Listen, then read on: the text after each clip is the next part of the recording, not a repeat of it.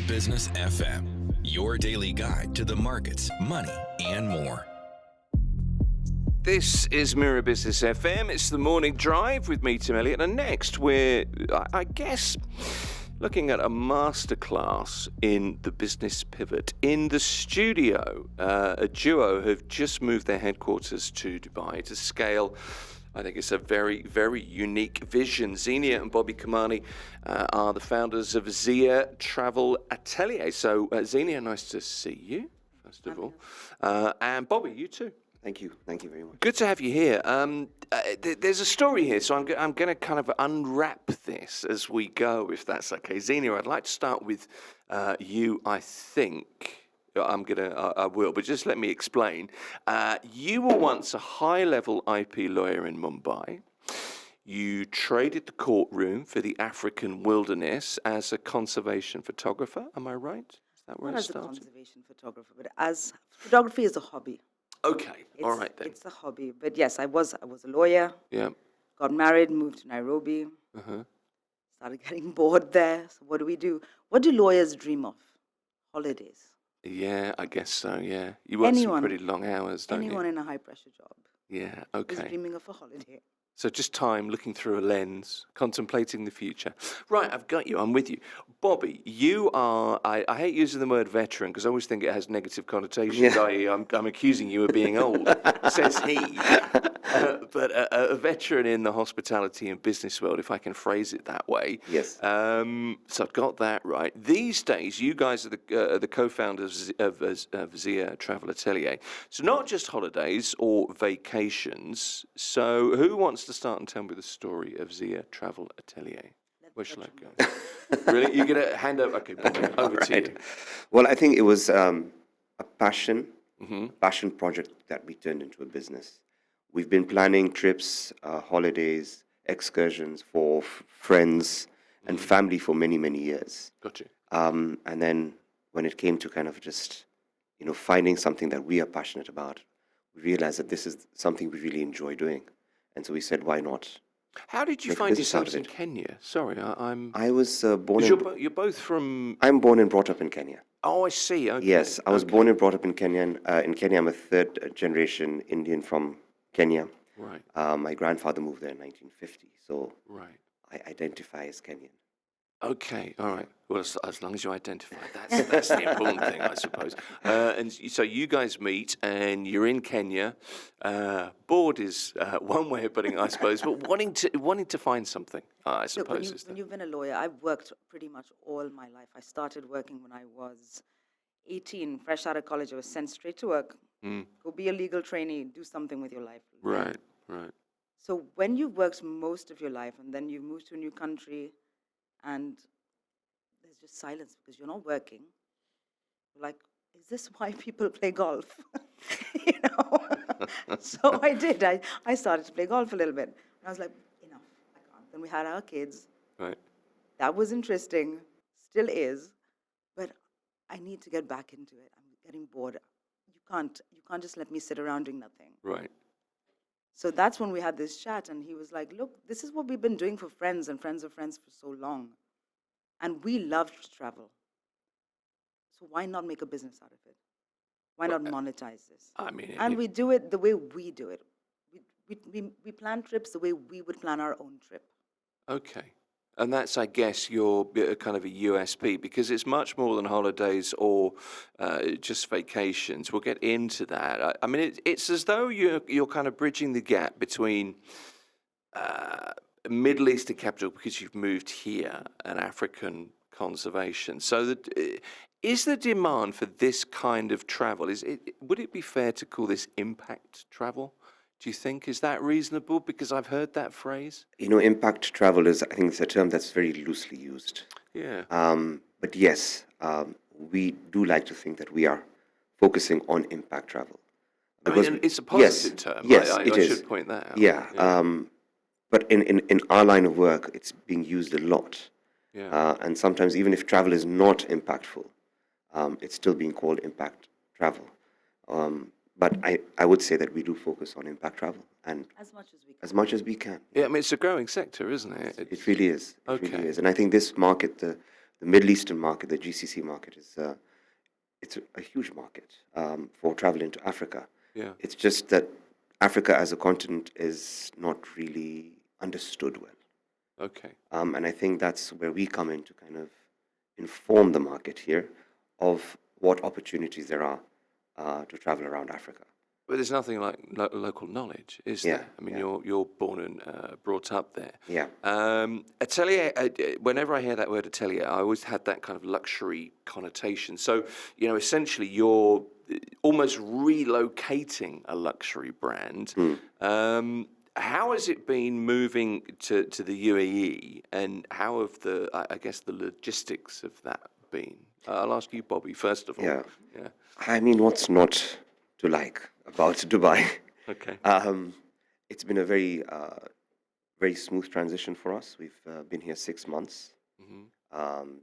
When it comes to on our personal side, it's been very easy for the children to settle down here. It's a very safe and secure environment in the UAE. So I think once your personal side is sorted out, everything else kind of settles down. The business has been off to a good start. We've seen some good, fresh, growing inquiries in the last few months since we've moved here, and a lot of interest has been peaked. Let's say that we've seen people coming to us who have told us that otherwise would not have considered traveling to Africa had we not been based here and had we not met them in person. That's interesting because I always figure for a lot of people there's always this dream of the standard safari. I want to do a safari dream, and you can see why it's a really attractive thing to do. It's an amazing thing if you have the opportunity to do it. But what kind of interest have you seen from clients? What are people asking of you? So we're seeing a lot of interest more on the safari side, especially because when people are understanding or knowing that we have lived in Kenya and we know local knowledge, they tend to focus more on getting us to curate itineraries for them around Kenya. Right. But we do curate them for the rest of Africa as well. We have experience in that, and we generally tend to suggest or curate bespoke itineraries only for properties that we have personally stayed at. Okay. I'm a big believer of you've got to know luxury to sell luxury. And it can't be a one-size-fits-all. So you've really got to understand what the client wants before you even personalize the itinerary for them. Has it surprised you, the interest, Zeenia, here, since you moved here? Well, I always knew there would be interest. But the amount of interest we're getting, that has surprised me. Really? It has. And I think, again, as Bobby said, it's because they finally have somebody to speak to. ChatGPT can only get you so far. Let's be honest.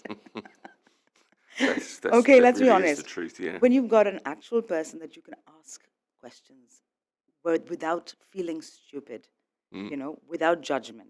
Yeah, okay. That's why I tell anybody I speak to, I say, there is no stupid question. Ask me whatever you want. Anything you want. There's nothing to feel silly about. Will I get a gluten-free meal at camp? Yes, you will. And when we're planning your itinerary, I will make sure that that's one of the important things in it. It may not be very important for somebody who's not gluten-free, right? Sure. What about, will there be stairs to my camp? Will I get eaten on the way to my tent? That's quite an important question to Yeah, answer, I would is. guess. Yeah. But it's putting their minds at ease. Yeah, yeah. There's an element to things like this. There always seems to be an element of, and I don't mean to take this out of context because it is slightly out of context, but there's an element of the kind of danger aspect because, simply put, animals on safaris are unpredictable. They're wild animals. There's always that there's an edge to it, I think. Tim, is it's what their I'm saying. home. Yeah, well, exactly. Yeah, Yeah. you're intruding, aren't you? Exactly. Yeah, yeah. You're visiting their home. Exactly. Who's the visitor here? It's like, You got my interest peaked here now. You know that, don't you? Look, let me talk about hospitality a little bit because I think it's really important to kind of explore your roots, Bobby in particular. But something that occurs to me: why was it the right time to establish a footprint in Dubai now? How does the UAE serve as a better I suppose, springboard to Africa rather than other? Because there were loads of places you could have chosen to set this up. What was it about Dubai that attracted So you? I think from a personal point of view, as I mentioned, it was the safety, security, and stability for the family. Sure. And then from a business point of view, I think the UAE allows you to connect to the entire world. Right. So whilst Kenya may still be home and what I know best, the UAE is, like you said, a springboard. It's a platform for allowing us to access all those markets, not just the UAE, but internationally, to connect us globally for curated journeys around Africa. Okay. Yeah. Rather than being in, in Nairobi, Yeah. for example. Yeah. Yeah, okay. When we talk about luxury travel today, it's not just about I want a 5-star suite or a 7-star suite or whatever it might be. How do you, I suppose I'm going to ask you, Zeenia, how do you quantify the value of is it a conservation-led experience, do you think? Is that how you pitch it to high net worth clients? What I see today is travel, the way people travel has changed. Okay. You're looking more for experiences. People want it's experiential travel, Sure. right? Yeah. Yes, you'll get the suite, you'll get everything else, but at the end of the day, they want to know, what am I giving back? Also, they want to know, okay, this is a great lodge, this is super camp. What is this camp doing to give back? Okay. I pay you X amount as a camp. Where's my money going? So there's an element of this that you're not just providing the experience, but you're also providing an opportunity for people to understand Yes. and to be able to feel better Yes. about how they pump their money into, So while you tourism. have this experiential travel, you've also got everybody today. There's legacy travel. What am I leaving behind? Right. What do I want my kids to learn? Okay, you go to camps today, and this is what when we go to camps ourselves to experience them, we not only see what they're doing for the local people there. You also have, the age-old animal-human conflict, right? Today we see poachers that have been turned into rangers. And it's fantastic to see.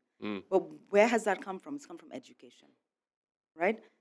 So you pay a lodge, the lodge sets up a community center, educates the local people. Those people turn from herders, poachers to rangers. You're giving them a purpose, Yeah. right? Yeah. You've got the ladies who used to just sit around doing nothing, cry about, oh, my cow is being taken away by a lion. But today she's making an impact. There are female rangers. It goes a long way. We used to just scratch the surface and say, oh, this is a beautiful, beautiful property. Yeah. Nobody really cared what was going on behind the scenes. Today, people care. Okay. And that's really the big, I suppose that's the big takeaway, isn't it? Let me ask you about you a little bit. You went from intellectual property law to photography as a hobby, a little bit of golf along the way as well. Have you still got? Did you get the handicap? You don't. When wanna- you have 3.5-year-old twins, there's no handicap. it's just driving range, really, isn't it? Yeah. Not even. It's Not driving even, crazy. Okay, so how does your legal background help you in this? Because it's, conservation, land rights, lots of the issues that you've spoken about there, they're very complex issues They are. in Africa. They are, and at the same time, because I have that background, I know what to look for, right? Will I personally sell a property that I know is a bit, I'm not quite sure, you know what I mean, Yeah, I do. right? On a personal level, I can't. But yes, there are people who would. But if I know, but I will still dig into it, right? You can't blame the property, how they got their permits, how they got their whatever. That's not my problem. But did they do everything in their power to make sure everything was kosher? And if they did, that's not on them. Okay. So as long as I am satisfied, my integrity is satisfied, okay. I'm happy to sell. Which goes back to what Bobby said. I mean, it's, as long as you've stayed there yourself, or Correct. you have I guess, a strong understanding Understanding, yes. then you're happy to offer that to clients, potentially as part of a package. Is this next question is probably a, excuse me, a how long is a piece of string question, but I suppose cost for a package with you guys really depends on the where's, the when's. There's no, As I said, there's no package. there's no figure. There's is no there? package. The way we It's do it, curated, really. absolutely. Right. I love to have maybe a 10-minute chat. That's what I do. We both do that. Yeah. We get to know the client. Okay. If you're traveling with your family, what is your family like? How old are your kids? What do they like to do? Are they going to be able to sit on a 4-hour game drive every day, twice a day? If not, can we find children's activities at camp while you go on your game drive? Personally, we don't. We take our kids everywhere with us. I do not take them on the morning game drive because they would do my head in, right? And because that would ruin the game drive It's for a safari me. experience. Oh dear. They're not listening at the moment, are they? No. No. Maybe they better not watch this. Yeah, absolutely. What do you think? Maybe No. they should. Okay, but that strikes me as a sensible idea. Okay, so you talk to the client and you work out an itinerary, and then everything else it kind of weaves in around. So talk what to they the want. client, get the budget. That's very important. Right. And then work backwards from there. Okay. And say, look, this is what we can do. This is what we can't do. If you want this, this will cost a little bit more. But at the end of the day, what are you paying for? You're paying for your peace of mind. You're paying for our knowledge because we have stayed there. And not just staying there, we get to know the people while we're there. Right. What I find very important, and you do as well with your hospitality background, we love to see how the staff talk about their camp. Okay. That tells us a lot. That sets the camp apart. Yeah. That's got to be surely the key to real hospitality. If you're Yeah. positive Yes. and you work within that business, it's like any business, isn't it? If you're able Yeah. to be that person. I think the benchmark is when it's the team on the ground at a particular camp Right. and how they speak about their camp. Okay. So when we go to the Masai Mara and we stay at a camp and we ask the team there, are you happy here? And they say, this is amazing. Yeah. We are so well taken care of. The team is, our senior management team is so good. Everything is catered for. They really do care about us and our families. Mm. When you hear that, that's more of a reason for us to sell that property because we know there's happy employees is great service. Happy employees, happy business. I mean, Yeah. it's a pretty simple equation, isn't it? Yeah. This is experiential travel. Yeah. So photography and I guess videography increasingly is a core part of your brand. Do you think? Is that fair to say? First of all, you're the kind of photography side of this, aren't you? Absolutely. Yeah. Okay. Absolutely. When you're dreaming of a place, what do? You go start looking at photos, right? From just that one photo can take you, I don't know, different places. Yeah. For sure. Just that one photo. Yeah. right? Absolutely. One photo can sell the Yes, whole experience yes. for sure. Yeah. Yeah. Like I'm sure you've seen for Africa, it's always been that single acacia tree with this on the savannah, right? But that evokes so many different, not only memories for some, Emotions. Yeah. emotions for others. It means so many different things to so many different people. Okay. But how do you use visual storytelling to convince a traveler to choose an itinerary like yours over a traditional luxury holiday? Because, there's a distinct difference, isn't there? Yeah. Bobby? There is. I think it comes down to storytelling. Correct. And I think Zeenia will agree that I'm the, You're the I'm the storyteller. storyteller. So I'm good at convincing or at least invoking certain emotions. Okay. Is she accusing you of being sales heavy? Is that what's just happened there? Let's just say that she calls me client facing. Okay. Now I've got it. Yeah. Zeenia kind of does the curation. I like to believe all the hard work. Yeah. The actual designing of the itineraries and making sure that, you've crossed all your T's and dotted all your I's. Yeah. Okay. And I'm the one who kind of goes to the client and tells them, I would go for this itinerary over this one because this is exactly what you said you wanted, and I know this is going to keep you and your family happy here. It's a good balance, I think, between you. You seem to be a pretty good team. How I'll ask Zeenia this. How do you divide the roles? So Bobby, architect of the business. Are you the soul of the brand? How is there blurring? No, the lines do blur. The Yeah. lines do blur.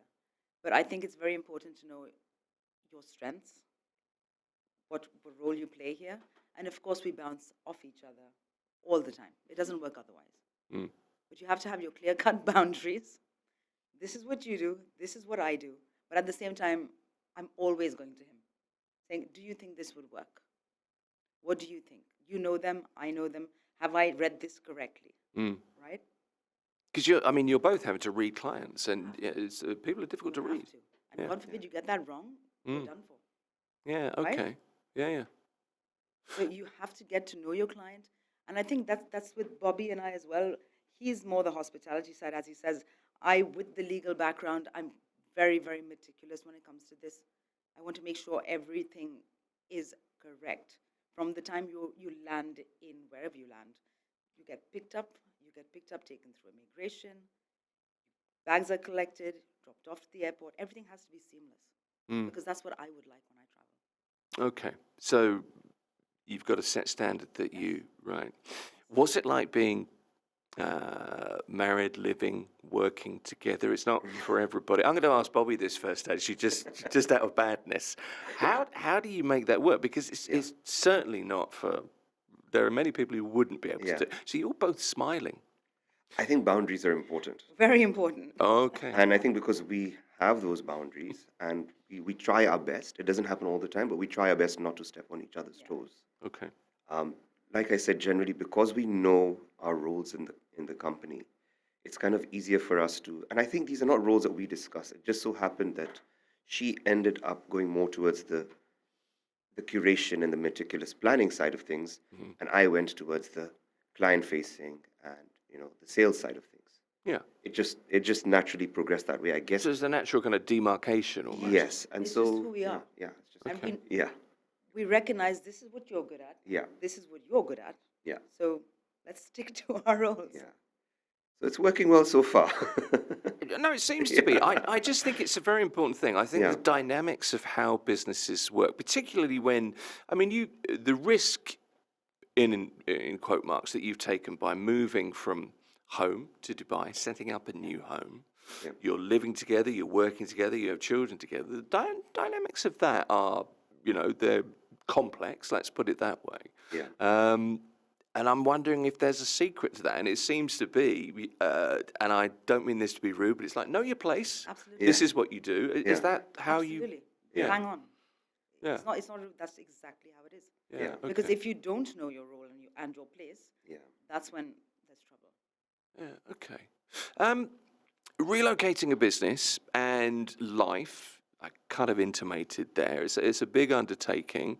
If anybody's listening now or watching now and they're thinking about taking a leap in that way, similar to maybe what you guys have done, Zeenia, first of all, what's the biggest challenge about the Dubai move so far, do you think?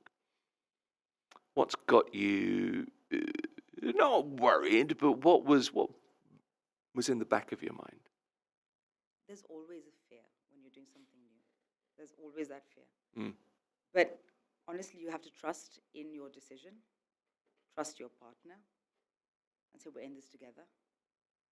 And honestly, if you trust your partner, if you both believe in what you're doing, believe that it will be successful, it will be. And that's whether it's a life partner or business partner. I mean, Exactly. you've got both there. haven't Yes, absolutely. you? Yeah, okay. Bobby, what about you? I would say the same thing. There's always an initial fear of. Well done. Politically, a good move Yeah. there. I was going to high five you. Zenia's here, I've just remembered. Doesn't work.